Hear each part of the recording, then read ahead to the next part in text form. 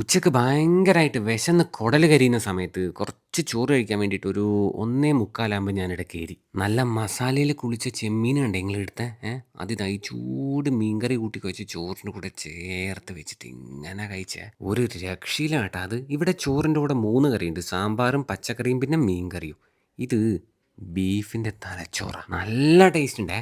അതിന് ശേഷം ഇതാ നല്ലോണം എണ്ണയിൽ ഒഴിച്ചാക്കി മുരിഞ്ഞ കൂന്തലില്ലേ അതിതാ ഇങ്ങനെ എടുത്ത് എന്നിട്ട് ഇങ്ങനെ കുഴച്ച് എന്നിട്ട് ഇങ്ങനെ കഴിച്ച് അതിന് ശേഷം കൈ വെച്ചത് ഈ അയക്കുറ പൊരിച്ചില്ല ഇതിൻ്റെ മേലെ അരിപ്പൊടിയെല്ലാം ഇട്ടിട്ട് നല്ലോണം മുരിച്ചെടുത്തിട്ടെല്ലാം ഉണ്ട്. ടേസ്റ്റ് ഉണ്ടോ എന്ന് ചോദിച്ചാൽ ടേസ്റ്റിലും ഉണ്ട്. പക്ഷേ കുറച്ച് ഓവറായിട്ട് ഫ്രൈ ആയി പോയിനോ എന്നൊരു സംശയം. കുറച്ചൊരു ഡ്രൈ പോലെ ഉണ്ടായിരുന്നു. പിന്നെ കഴിച്ചത് ഇതാ ഈ കല്ലുമ്മക്കായ.